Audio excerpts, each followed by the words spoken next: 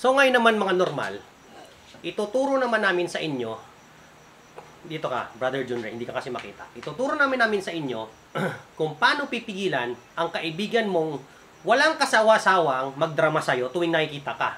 Tipo ng kaibigan na lagi na lang nagkikwento ng kanyang problema, nakakasawa na, ng kanyang mga drama sa buhay, pero hindi pa rin siya nagbabago. So, ganito, gawin natin, Brother Junray. Ready ka na ba, Brother Junray? Sige, sige. Ready na.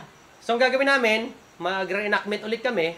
Siya, kunyari, magdadrama na naman siya, at ako yung kaibigan na sawang-sawa namang makinig sa kanya. Game. Tayo, game.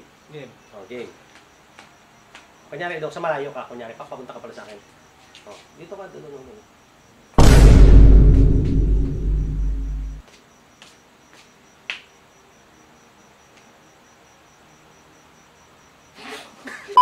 Ulitin natin. Kasi medyo nagninibago pa si Brother Junray. Okay. Punta ka dito, Brother Junray. Stop! Oh, di ba? Natanggal ang drama mo. Sawang-sawa na kasi ako sa mga drama mo. Ngayon, hindi ka na dramatic na tao. Halika dito. Tamo si Junray ngayon ay lagi na siyang nakangiti. Effective ba yung solution ko, Brother Junray? Effective! Di ba? At ganon, pigilan ang mga kaibigan mong sobrang madrama. Di ba? Click, subscribe, follow, and like, and say, hep and share. Hep, hep. Hooray!